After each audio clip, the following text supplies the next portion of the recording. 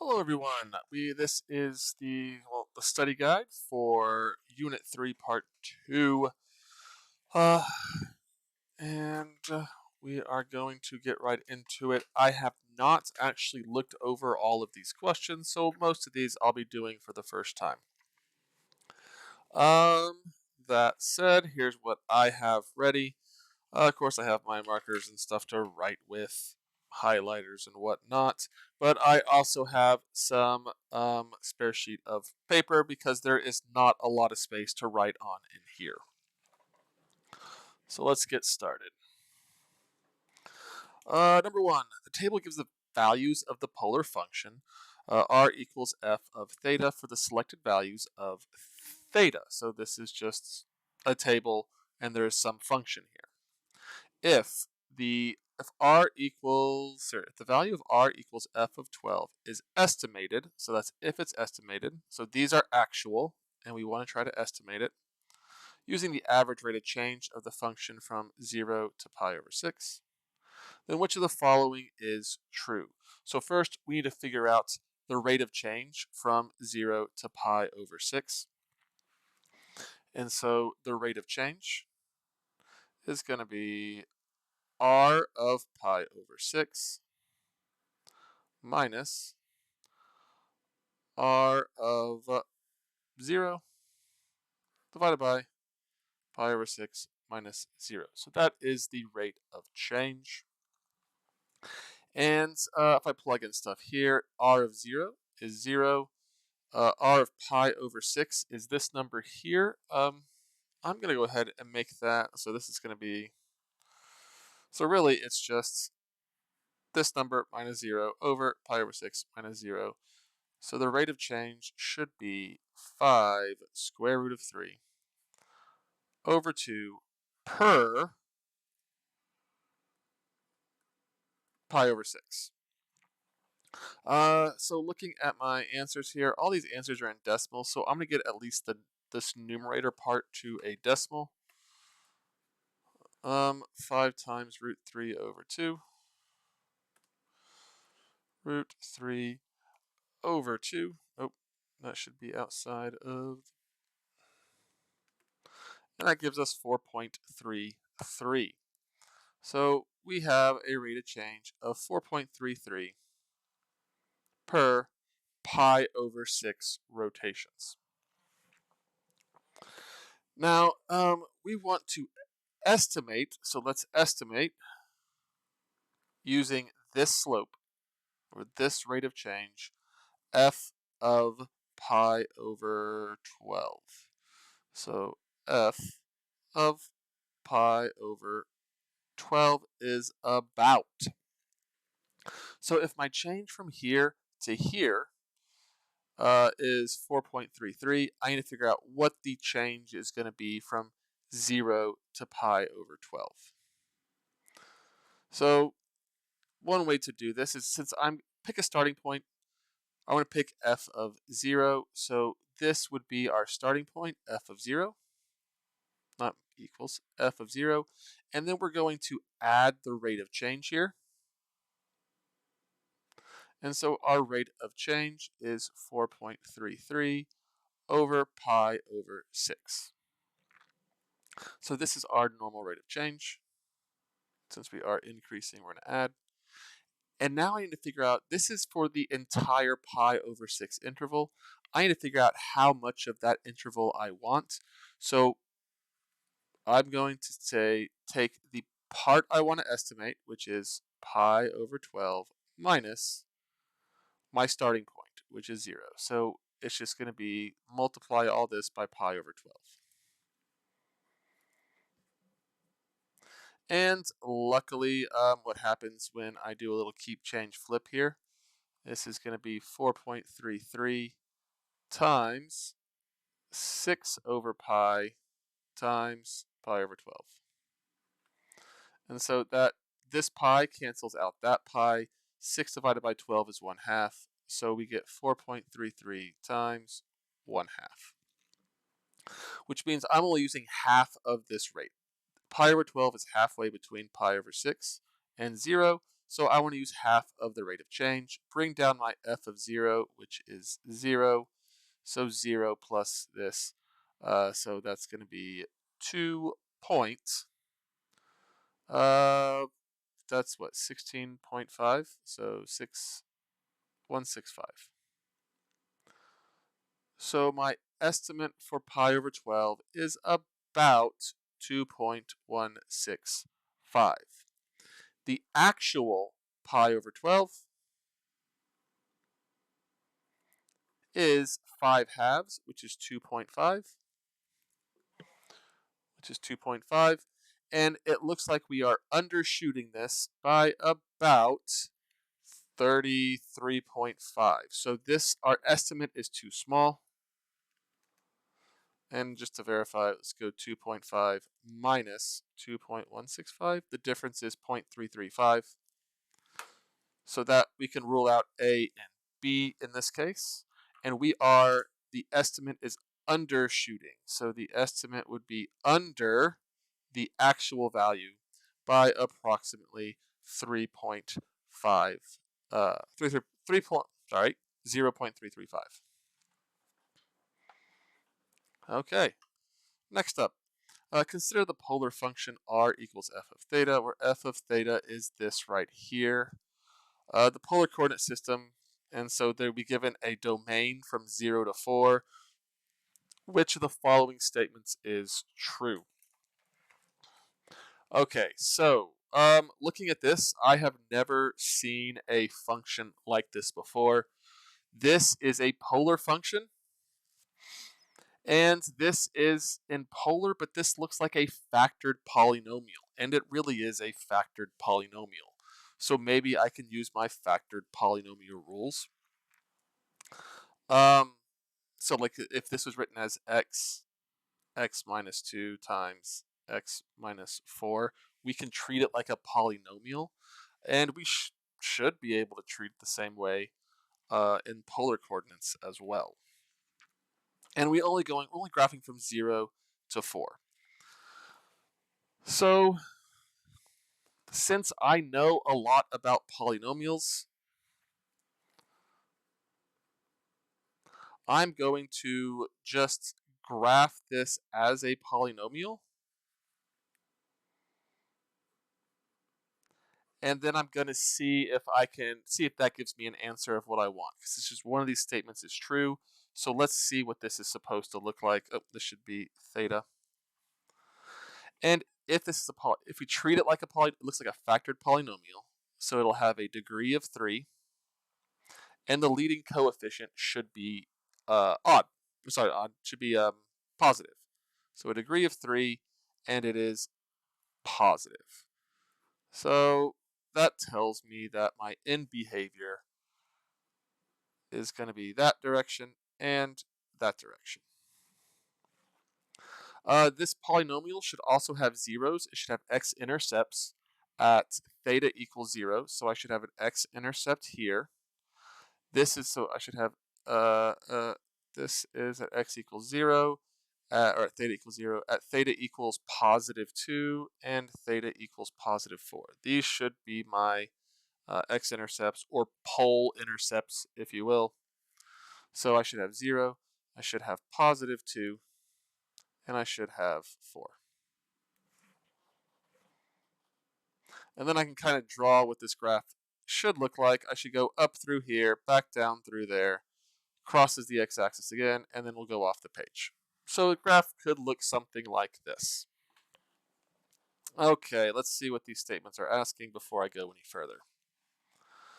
On the interval from 2 to 2.1. So this is saying on the interval from 2 to 2.1, and all of these are saying from 2 to 2.1. So we're only being asked about this x-intercept and then just a little bit after it, from 2 to 2.1. So a very small sliver of this graph is all they are asking about. And the distance from the pole, so at 2.1, in this interval, x appears to be, or theta, r is negative, and r is, well, looks like we went through the x-axis, so r equals f of theta is decreasing. So if r is negative and f of theta is decreasing, that tells us that the distance from the pole is increasing. We should be getting further away from 0 because we are going down on this interval. So let's see if that's an option. The distance between f of theta and the origin is increasing. So we did say increasing because the values are negative and decreasing. So all those check everything we said. Let's make sure and check all the other ones too. The distance on the is decreasing, definitely not decreasing. Definitely not decreasing here. And then increasing because it is negative. Nope. Or it is negative. Yep, that's good. And it's increasing. So this is no, it was decreasing. So it should be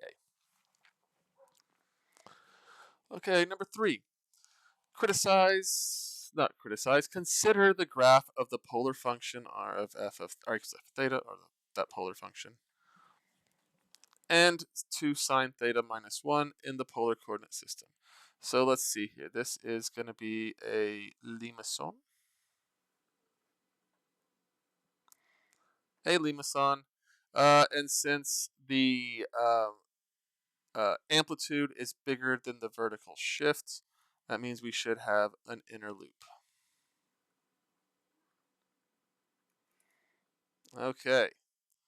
Which of the following descriptions is true? As theta increases from 0 to pi over 6, the polar function is increasing, and the distance between the point and the loop as the curve in the origin is increasing. Okay, so let's see what is happening from 0 to pi over 6, which means we're going to need to create ourselves a table. Is there a calculator icon on this one?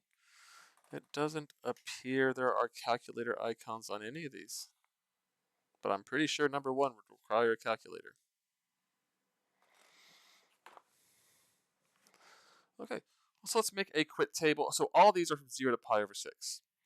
So we really only need 0 and pi over 6 here.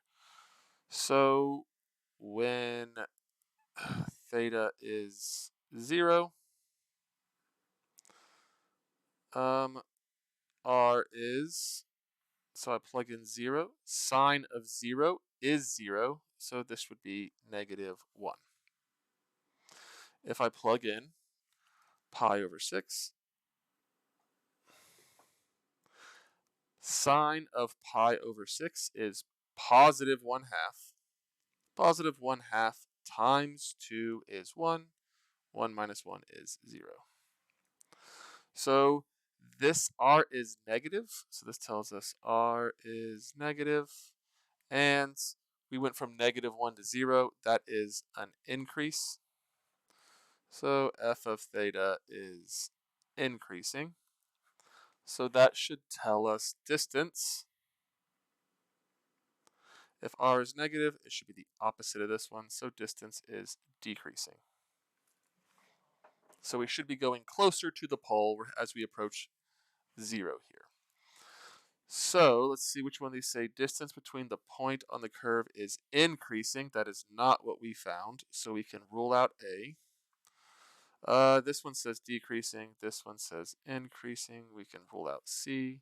So it's got to be B or D.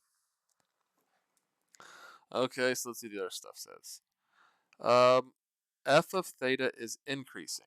We got f of theta is increasing, so that's correct. And this one says f of theta is decreasing. We did not find that. F of theta was increasing. So it's not that one. So it has to be B. For what, number 3? Yeah. Oh, number 4 starts on this page here. So this says consider the function. So we have 4 sine of 2 theta. This is a rose. and it's going to have 4 petals on the interval 0 to 2 pi. So from 0 to 2 pi, it should have all 4 of those petals. Which of the following is true about the graph of f of theta? So just to remind us, this is 4 sine 2 theta. 4 sine 2 theta, and it should be a 4-petal rose.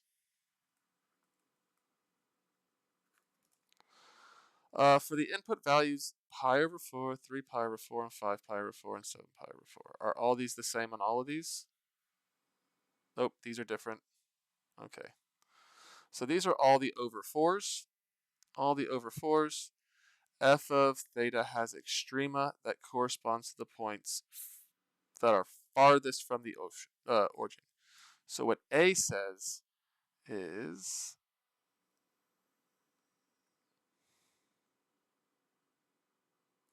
that these points here should be the max of the petals. So it's saying that the pi over 4, 3 pi over 4, 5 pi over 4, 7 pi over 4 has extrema that correspond to points that are furthest away from the origin. So it's saying, A says the graph should look like this right here.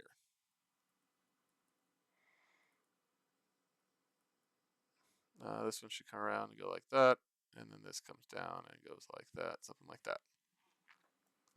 B says have extrema, however, only points corresponding to pi over 4 and 5 pi over 4 are farthest from the origin.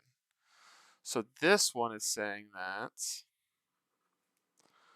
we'll have extrema here and here, but because they'll be overlapping, you wouldn't get all 4 of them, and that's not true. This is telling us, so it's saying that even though all 4 of these will be extrema, that will only have one. This would be 2 petals. This one has all 4 petals, so it can't be B. The furthest, each spot that is furthest from the pole is would be a petal. For the input, so far, A checks out so far. C, for the input values, 0 to pi over 2. So from 0 to pi over 2, or sorry, sorry, nope, read that wrong. For the input values, theta equals pi over 2. So right here. And 3 pi over 2. The function has extrema that correspond to points. So this is 2 petals again. And it can't be 2 petals. And then this one for the input values, pi over, so 1 petal, 2 petal, has extrema. However, 1 point is furthest from the ocean. So if it's only 1 point, that's telling me this has 1 petal. And that is just not true either. So it must be A.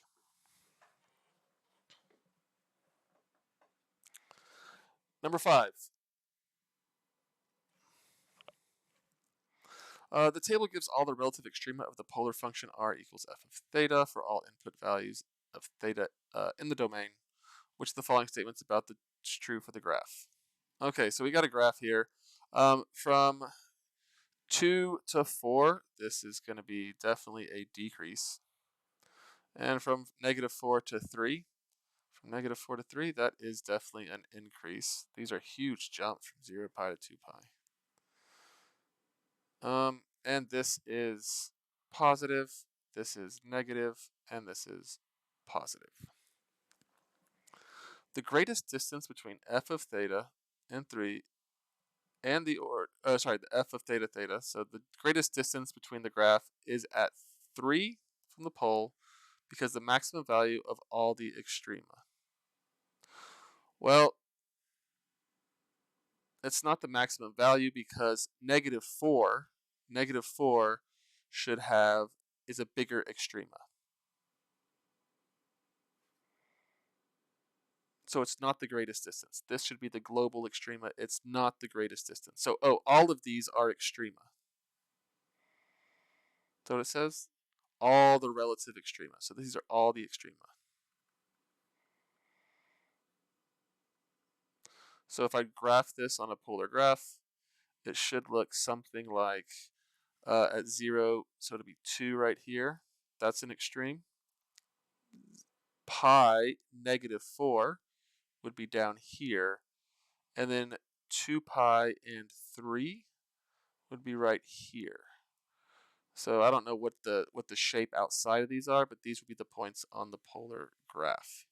And this is the furthest one. The greatest distance to the origin is 3 because the maximum of the absolute values of all the extrema. That is not true. The greatest is 4. Great. And it's because it's the maximum value. So 4 isn't the maximum value. -4 is a lower number. But it is 4 because it's the maximum of the absolute value. And distance from the pole is absolute value. So it's got to be D.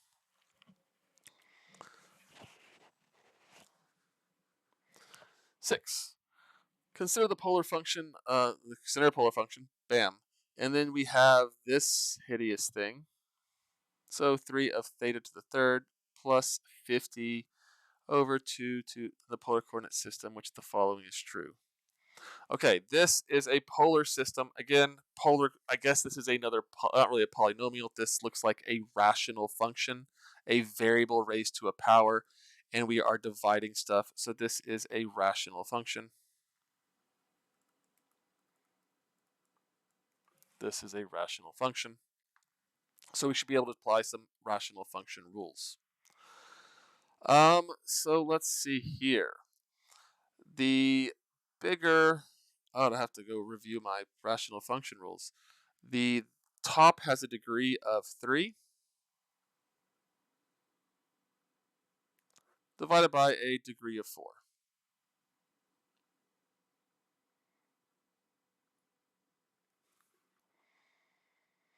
So this tells us that there should be, if the degree on top is smaller than the degree on bottom, we should have an asymptote we should have a horizontal asymptote, I believe, at 0, I want to say. Creates a hole, creates an asymptote. Yeah, we should have a horizontal asymptote at x. Is it x equals 0? Nope, it's y equals 0. And then we would use, I think we use the top function. We would use the top function.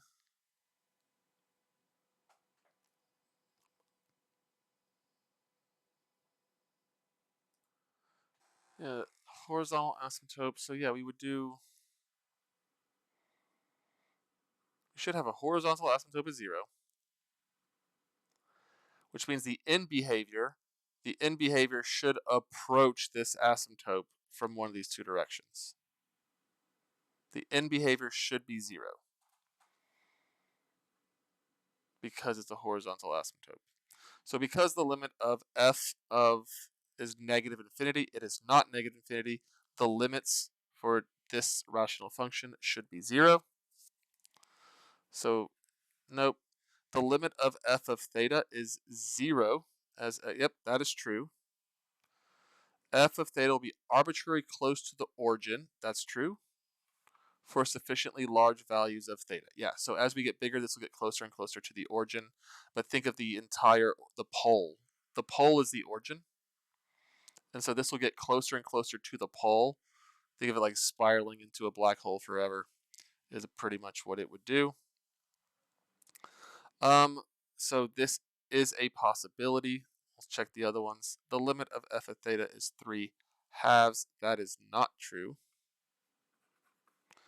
And the limit of f of theta is infinity. That is also not true. So 6 should be B. And just to verify that I did not mess that up, I will check my answer key on that one. 6 is D. Nope, sorry, that was 5. 6 is B. Yep, 6 is B. Awesome. So digging back to rational functions, and before that we were digging back into polynomials. Okay, I'm going to pause this video here, and I will see you guys in the next video.